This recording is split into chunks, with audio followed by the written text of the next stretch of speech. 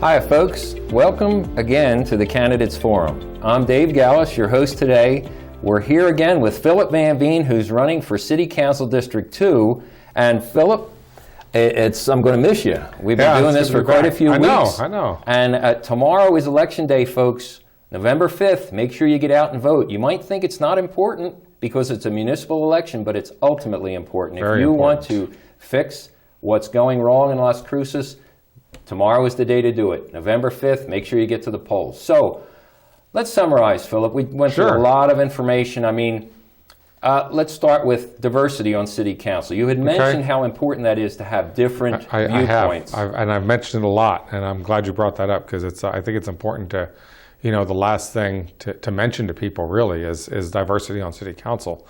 And by diversity on City Council, I do mean a difference in the political agenda of people that are on City Council and where they stand on political views. It's all one-sided. It's right. So here's what happens, and this is the reason why I bring this up. Currently, we have a City Council that is pretty much all one-sided. And when that happens, if you're on that side, you're looking and going, hey, great, we're represented. But think about the people on the other side who are going, I have no representation in City Council. They feel disenfranchised. So imagine, if you will, if we took, and I'll pick on the Tea Party. I picked on them last time. I shouldn't, but I'll pick on them. Imagine, if you will, if the entire City Council was made up of members of the Tea Party. If you're progressive or you're Democrat or you're liberal at all, you're going to feel like your voice is not being heard because it's all one-sided. So having a one-sided City Council is such a bad idea. I think we need to have diversity on City Council, and we need progressives on City Council. We need moderates on City Council. We need conservatives on City Council. Sure. And we need people who can work together up there because then we're going to get the best solutions for everybody. I mean, you're stifling ideas. Everybody has an idea, and some of them are very good no matter what the ideology is. So we need to have all the voices heard. Correct. So absolutely. It seems like you've mentioned that the number one job of a city councilor is to take care of the Las Cruces citizens. Now, absolutely. I mean, I can't think of anything more important than that. I've been saying that for a while. I actually noticed I was at one of the council meetings recently. They made a big point to point out that they are part of the government and on that during that council meeting. And I think it comes from some of the stuff I say. I tell people all the time, City Council is not our government. And I stand by that. They do represent a branch of our government up there, but they are our representatives, the people of Las Cruces.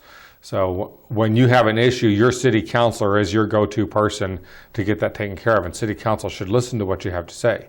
Whether it be a pothole in the street or a major issue of some sort, their primary role is to represent the people to the government. That's why we have a city manager. That's the government, starting there. Okay. So they represent us to that government, and I will do that role. That is, we are the employers. Correct. The folks that sit on City Council are our employees. That is correct, yeah. And really, folks, if you think about it, we always have the opportunity to get rid of the people that aren't doing the job, and that's what the elections are about. Remember, tomorrow, get out to vote. So let's see. There's big issues, public safety of the citizens. I mean, we have homelessness, we have crime, which is probably related to that, drug use. There's a triage center, I believe, that's not being utilized. Correct. And could you explain a little bit about that? Sure. The triage center was built a while back. It's kind of a joint project between the city and the county. And it was built, but it's never been everybody's heard the Telshore Fund now. They've heard the name Telshore Fund because of the asylum seekers. Right. And that fund came up. That fund is designated, part of that fund is designated to go directly towards things like the triage center, which is designed to help our homeless population who have mental illness. Sure. And others who have mental illness for that matter. But we need that facility running, and it will solve some of our mental illness problems. Since you brought up homelessness as part of this, let's look back at this and look at a bigger issue on this. I don't know if some of you realize, but there are people who have been living in Tent City for 5 years. Wow. For 5 years, living in a tent in the middle of a field, and that's their life. That's their life. That's what they do. And the city seems to be happy with leaving them there. And I disagree with that philosophy entirely. If we are going to if we're going to fund something through the city, whether we get a federal grant on it or not. If we're going to fund it through the city, one way or the other, it should be there to help people, not to house people. There's a difference, okay? I don't want to house people in a tent. I want to help people get back into the workforce, to learn a trade, to get help with mental illness, sure. To get rehabilitated and off of drugs if there's a drug problem with them. But we can't help people if we just set up a tents in a field and say, go live there. That's not helping them. It just seems so surprising to me that when the asylum seekers were dropped on us, I guess that's what City Council said. Now, I have issues with that, but we had no choice in the matter. When they're dropped on us, certainly the people have to be taken care of. Yes. But they just dropped $1 million like it was nothing from our Telstra fund. Right, yeah. And when we have our triage center that could be utilizing the services there to help our citizens, what happened? Right. I mean, now, first of all, let me clarify. I'm all for helping. When the asylum seekers came in, we can't just leave them on the street. We need to do something to help them. And I feel that the city did the right thing by helping.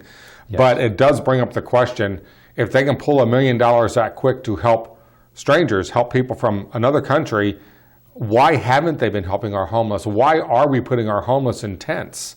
We didn't put these people in tents. We made sure that they were in a building with air conditioning and heating and amenities and everything else. Why are we doing that with our homeless? Why are we sticking them in tents in the middle of a field? I don't understand the thinking there of why it's okay to take our own people and throw them away, and then take others and embrace them and help them. We should be doing the same for both. Yeah, well, again, I think it's a matter of City Council not listening to what the people want. They seem to have an agenda, at least the City Council that's in office now. They have their own agenda, because I can remember going to City Council meetings and packing the meetings with people that were speaking out on a certain subject, and City Council does a complete flip and just does whatever it is. I don't know, their handlers, their money people that support them in their re-election. I don't know what it is, but it's like they're not listening. I think you're right. I don't think there's any.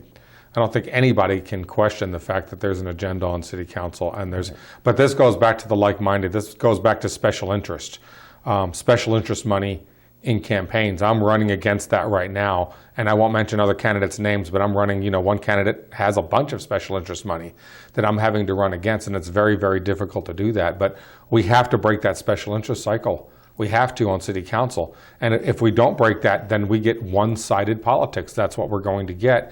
And the people's voice is not going to be heard. Well, I heard that there were people that were going around door knocking, and the license plates on the cars of the people that were going and doing the door knocking are out of state. Colorado. It's like, I saw a Colorado one yesterday. Yeah. These aren't neighbors that are knocking on doors and talking to people. These are people that must be paid who would travel from Colorado to here to promote a candidate. It's not their neighbors. Well, I don't think paid door knocking should even be allowed in a city election. I don't think the other thing I don't think would be allowed is elected officials out campaigning for other people and stuff like that. I think that needs to go away as well. I think neighbors talking to neighbors is the important part, and people need to be educated on who the candidates are and what their platforms are. Right. So, okay, now here's another issue. Sure. Economic development in Las Cruces. We can sure use a lot of help there. Now, what are you going to do, and what have you seen that could be improved? There's a lot of things. You hear business friendly all the time. Let's be business friendly. Let's be business friendly. And with one group of people, that's a positive thing. And other people, it's a bad word because they correlate business friendly to not people friendly. Okay, and I've been looking at this going, where is this coming from? And I finally realized that's what's going on. They think if you're business friendly, you're going to make decisions based on what's good for a specific business over the public, and that's not the case at all. So I want to clarify that first. When I say business friendly, I'm talking about the simple fact that we need to encourage local business in Las Cruces to grow and thrive in our area. Wouldn't that employ more people? That would employ more people, right. And in the long run, it helps everybody. Sure. It doesn't mean that I would say, well, you know what, these people in this neighborhood, we're going to ignore them for what's good for this business. That's not the case. Right. The neighborhood comes first, making sure that their neighborhood is taken care of. That's important. Sure. So I just want to get a little clarification on that, on kind of where that stands. But to push economic development, we have to look at a number of factors. Las Cruces is now one of the most expensive cities in the state of New Mexico to live in, with one of the poorest economies. And we have the highest taxing. We have the highest taxing. We have one of the highest minimum wages. We have We have a competitor just down the street for business, which is El Paso, which doesn't have those issues. We have a county bus service that will take people from Las Cruces on our tax dollar and drive them down to El Paso to shop without El Paso footing the bill at all. So we lose our gross receipts revenue on that. We don't get the gross receipts tax on that either. We have a bunch of things going for us that do not promote economic development in our area, and those are the things we need to look at changing. So the bus service, do we need to do away with it? I don't think so. What we need to do is we need to look at it and go, El Paso needs to pay their fair share, or we need to quit taking the buses down to El Paso and dropping people off down there to shop. And that's only fair. That's only fair if we're going to take people down there to shop, that El Paso be paying part of that bus service to maintain and run those buses, because you know as well as I do, any public transportation like that will never pay for itself. No. It's just not going to do it. It's a convenience, right? And I'm thinking too, if we have a higher minimum wage, we're going to be attracting competitive employees from outside Las Cruces. And they're going to be coming in, making the money, and leaving, going back and spending the money in El Paso or wherever. Right. So it's I have an employee who moved. He left Las Cruces, folks. He left Las Cruces and he moved to El Paso because they can live way cheaper in El Paso. Now, he's way above minimum wage. He makes really good money. So he's still your employee? He's still my employee. He commutes in every day, and it's much cheaper for him to commute in every day, which is, again, wasting of fuel and everything else. By doing that, because of our lopsided situation here, because we have what we have. If we're not competitive, we lose. We lose. So we can't be. Okay, how about another big issue of mine, supporting education? Okay. What do you think about the education system? The education system, first of all, they have their own board, they have their own directors, they have their own thing, but the city still needs to be able to work closely with the Las Cruces public schools, and with private schools for that matter, and with our university.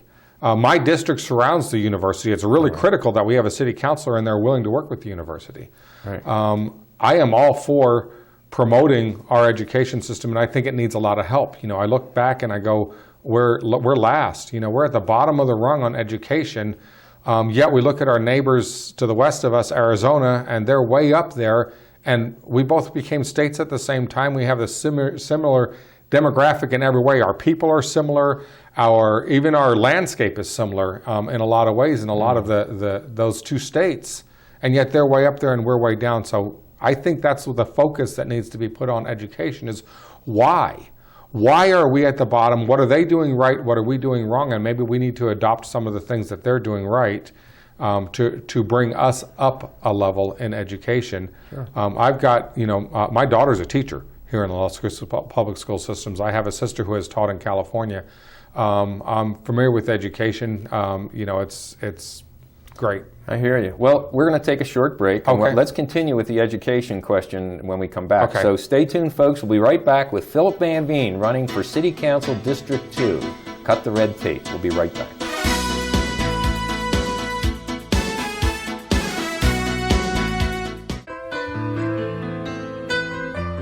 Hi, I'm Ray Bamberg with Here on Earth.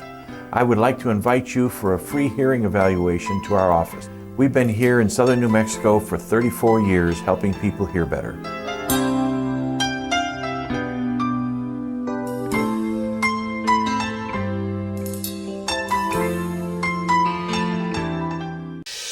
Hi, I'm Philip VanVeen. I'm running for City Council District 2, and I'd like to talk to you really quick about an important issue to me, and that's our law enforcement here in Las Cruces. Don't know if you know, but we're in the bottom pay of law enforcement in the state of New Mexico rather than the top pay, and we're the second largest city. So I'd like to concentrate. One of the things I'd like to push for is some community policing going on in Las Cruces, and let's change that aspect. Let's make sure that our officers are paid properly as they're moving forward. Remember to vote for me, City Council District 2 in Las Cruces. I'll be the third name on the ballot for District 2, so please pick me first. We'll see you on the polls November 5th. Thank you for your vote.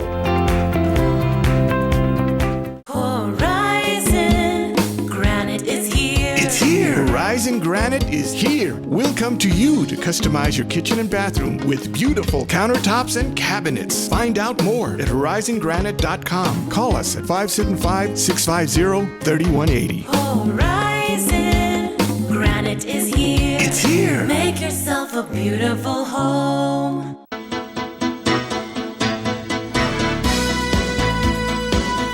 Hi folks, welcome back to the Candidates Forum. I'm Dave Gallis, your host. We're here again with Philip VanVeen, running for City Council District 2. So Philip, we've covered a lot of area. Yep. Diversity in City Council, taking care of Las Cruces citizens first, public safety, improving neighborhoods, economic development.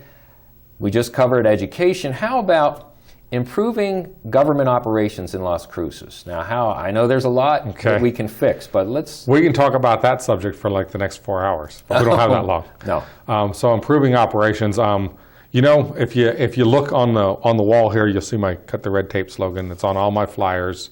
It's on all of my literature out there, and I think that stems back to that. Cut the red tape is not referring to doing away with all regulation, but it is referring to streamlining that regulation. To make things work better. Well, we've talked about the park bench that we did for the park bench, and I don't want to go back into the whole story. People can go back and listen to that if they want, or contact me. Excuse me, and I'll be glad to talk to them about that in more detail. But that's a perfect example of cutting the red tape. When you have a private group like that, a private organization who's known worldwide that wants to put a bench in the park. That was the Lions Club. Yep, and the city fights it and fights it and fights it. That's the red tape that I'm speaking of. So it's being silly. To get back to your point on that, if we can cut the red tape in the city of Las Cruces, if we can make permitting run smoother, if we can make other operations within the city run smoother, it will work better. And part of that is the mentality that needs to come across that, hey, we're here to serve the people. Right. Not just city council, but our government itself. We're here to serve the people. And it's city council's job to help get the city government to think that way. You know, we need to start with us, with city council, and then spread that downhill to everybody else down there that says, look, this is the way we need to think. We're here to serve the people. That's our goal. That's what city council's hired for, and that's why we have a government in the first place in the United States. Our government was not designed to set up to rule over the people. It was set up to serve the people. Right. And we need to get back to that. Right. It's very important that we pick the right city councilors, because you city councilors pick the city manager. Is that correct? That is correct, yes. And he actually is the focal point of operations in the city. Yes. So that's so important. Yep. Let's see. So you probably had personal experience. I mean, you've had a business of your own for how many years here in Las Cruces? In Las Cruces, 21 years. Holy smoke. Yeah. So you know how to run a business. And from what I understand, and I've been to Eagle Security, and I've seen a bunch of happy people. And I asked you before, I said, do you pay your employees minimum wage? You said no, and I was surprised. I said, well, no. Yeah. You pay them much more than that. Much more, yeah. And that's the way to have a productive business. Right. So if you pay what they're worth. You can translate that into running a city successfully. I would think a businessman with as much experience as you have would know how to run a city, or to pick the right people. Right, and a lot of it is picking the right people, but it boils down to making sure that you pay what they're worth. And I'm glad you brought that up, because do you mind if I flip this a little bit and talk about something else? Okay, so let's talk about paying people. This is our last show. You got to let the people know. Let's look at our police department, our fire department. You know, we're in the bottom half of police departments in the United States as far as pay is concerned. Our police department doesn't have the motivation that they need to do their job. How do you attract the best police? You don't, and we've been losing them. We've been losing them to other cities. So this boils down to pay people what they're worth and make sure that you take care of the good ones. When we have good police officers, we need to keep them here. We need to make sure that they get a pay that's fair, and they do their job. And doing that job. Another initiative I'd like to push, and they've tried it here before, but they never finished it, is community policing action. But part of that is because community policing is a little bit more expensive. So we can save money in the city and put it into something else that doesn't matter, or we can put that money towards our police department and work on a community policing program that actually does matter and makes a difference within the community. Do you know that any police officers in your neighborhood?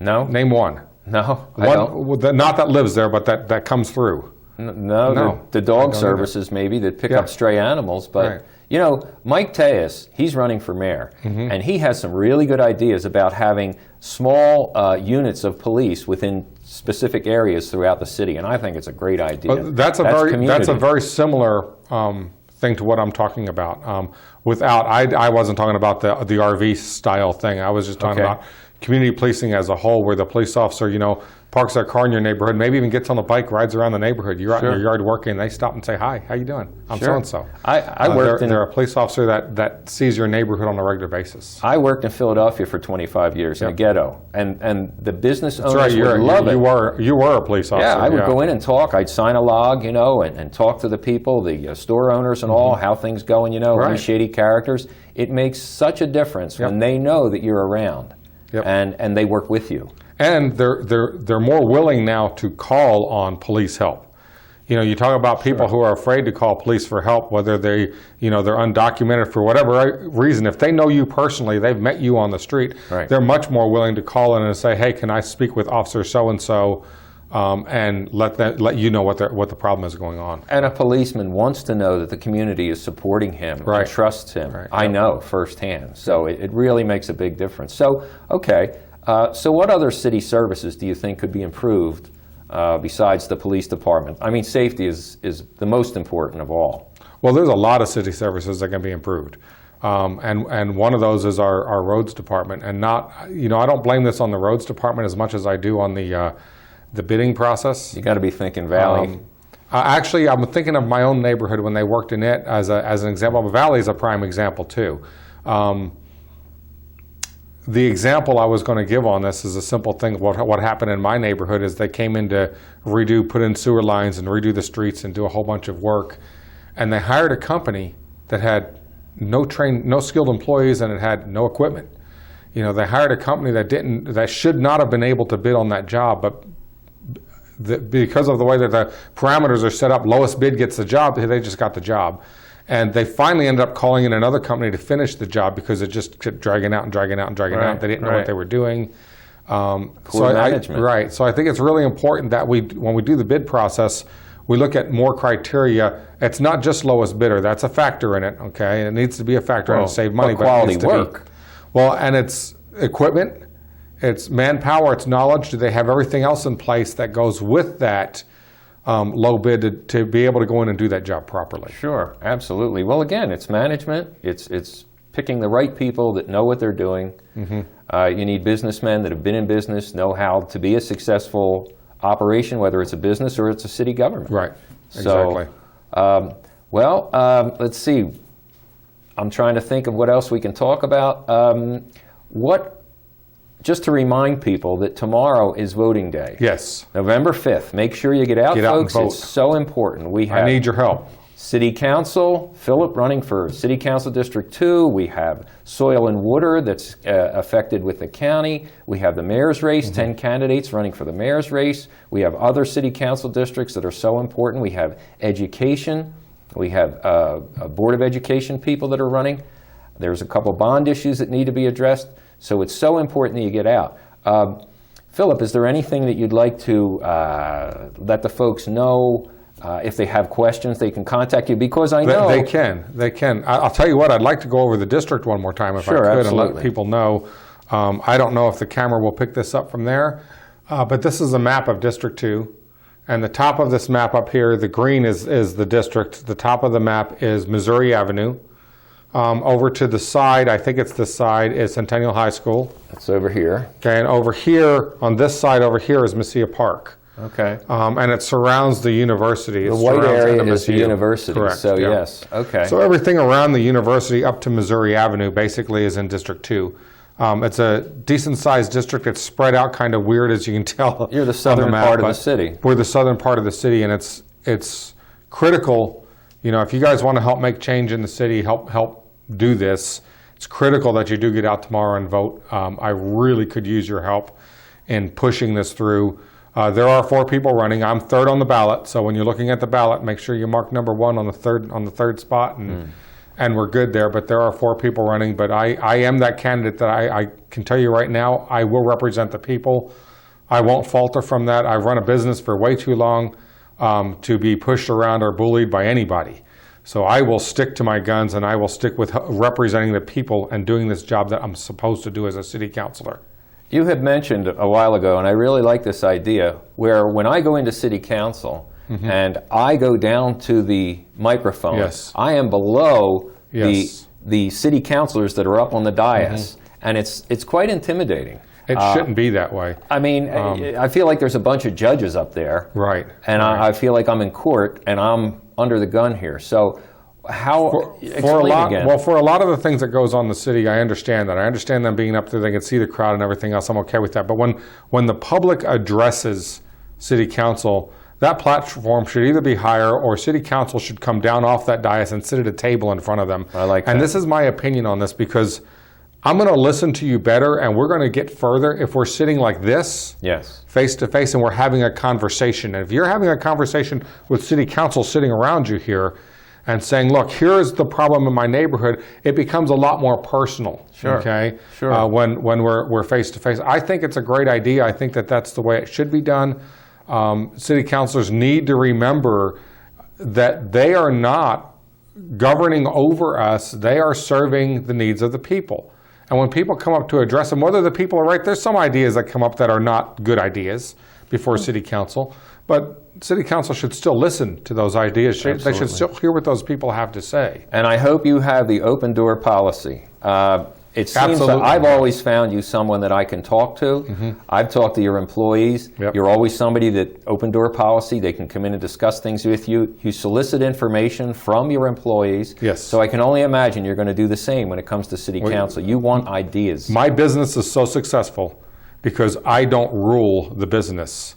We sit down as a group, just like I was talking about, around the table, and we have a discussion, and my employees are involved in every single major decision I make as a business person. Well, Philip, it's been great. What we've been doing this 9 weeks. Yeah, it's been I don't a while, know. yeah. It's been quite a bit. You've covered a lot of area. I wish you the most success. I would love to see you up on the dais, and I'm going to vote for you. Thank you. So please, folks, remember, you got to get out tomorrow to vote. November 5th, do it. It's going to help everybody. Diversity, cut the red tape. Philip VanVeen, City Council, District 2. Philip, it's been an absolute pleasure. Thank you very much. Municipal elections do matter, so yeah, get absolutely. Well, folks, sorry we're going to close this segment up, but remember, get out tomorrow and vote, November 5th. You have to vote.